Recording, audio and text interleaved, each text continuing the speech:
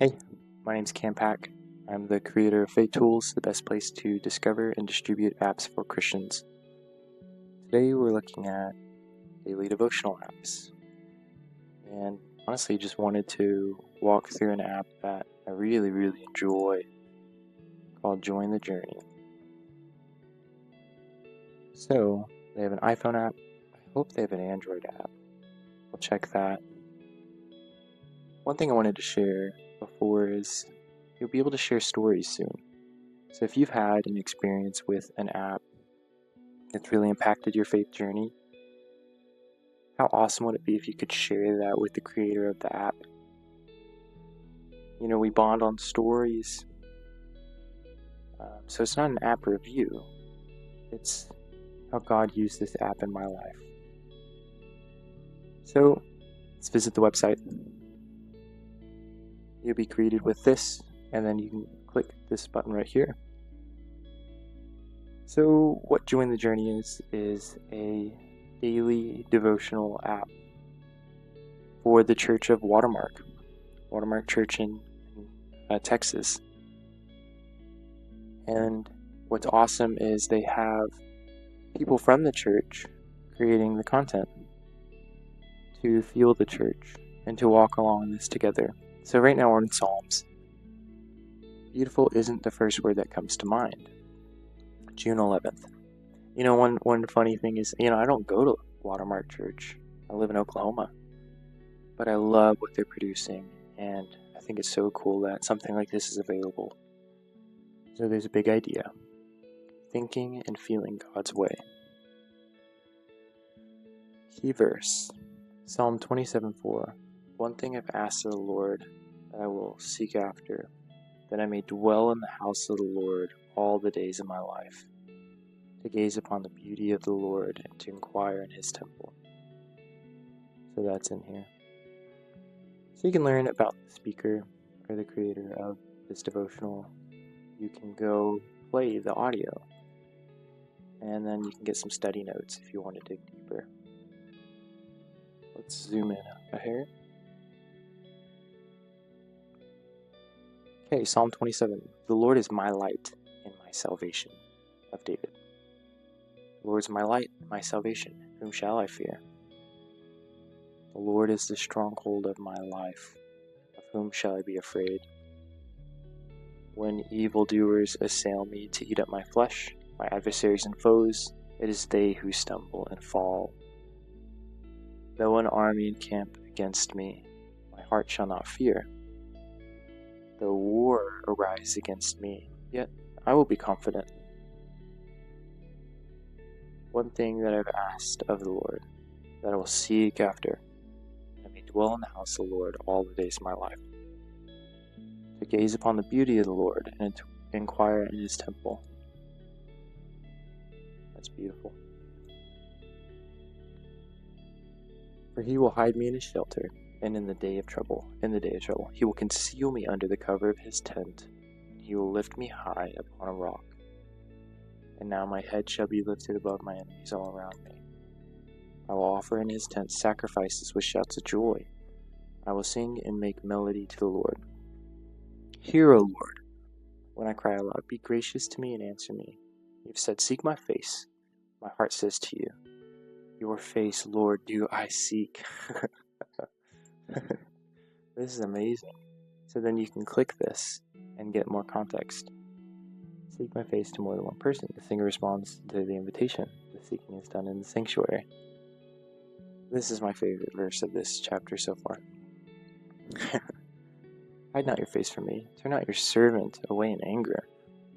Oh, you have been my help. Cast me not off. Forsake me not, O God of my salvation. For my father and mother have forsaken me, but the Lord will take me in. Teach me the way, O Lord. Lead me on a level path because of my enemies. Give me not up to the will of my adversaries, for false witnesses have risen against me, and they breathe out violence. I believe that I shall look upon the goodness of the Lord in the land of the living. So this is like looking forward. Wait for the Lord. Be strong and let your heart take courage. Wait for the Lord.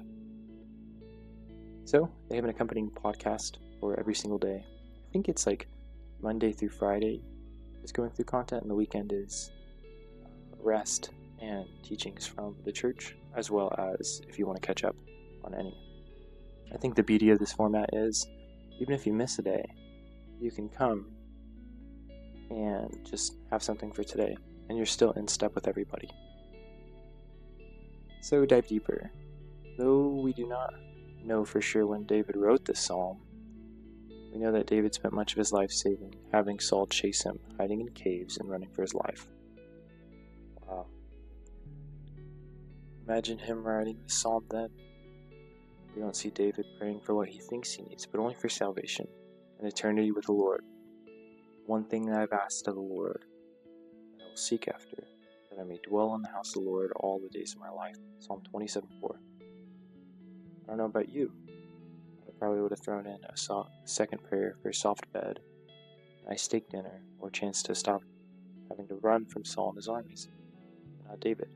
David trusted God in everything, and his thoughts and prayers reflected that trust.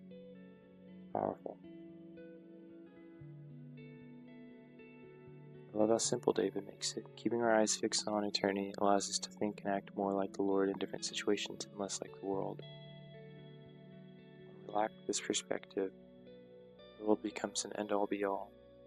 We start to trust what we think is right, or easy, or smart, to bring us through trials rather than seeking the Lord. But when we turn our eyes to heaven, knowing Christ has already done the work on the cross to win every battle, we can walk confidently through life's trials, assured that eternity with Him is waiting on the other side. All of a sudden, how we think and act starts to look like Christ, more like Christ and less like this world. Perspective changes everything. That's true.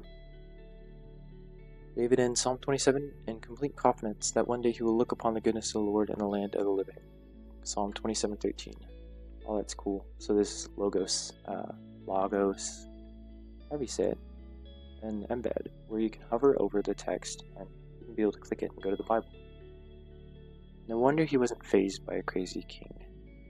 He knew that anything that an enemy threw him here on earth would not interfere with his eternity with the Lord. May we also walk through life with this eternal perspective. And Jesus came and said to him, "All authority in heaven and on earth has been given to me. Go, therefore, and make disciples of all nations, baptizing them in the name of the Father, the Son, and the Holy Spirit, teaching them to observe all that I've commanded, and behold, I am with you always to the end of the age." Matthew 28:18. So there are discussion questions. Let's look at just one. In what situations do you tend to trust in the world more than the Lord?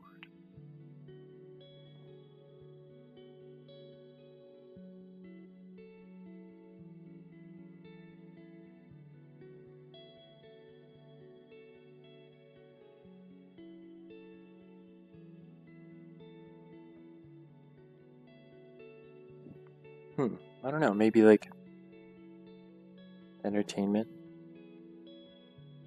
Like just going on tech Twitter and seeing what's on there. Trusting in the world to be entertained versus, I don't know, how can the Lord be that satisfaction in my life? And then what's cool is you can see that there are people who comment. Usually they're commenting something a little more deep.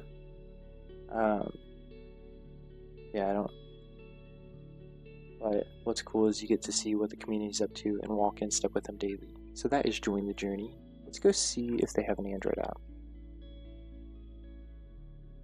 They have a podcast. They do have an Android app. I'll go add that. But that is Join the Journey. You get to see it first. Come visit this page, learn more about it, visit some other apps in the daily devotional quiet time. But I just wanted to share what is happening at Watermark Church. Really cool app. Thanks for joining.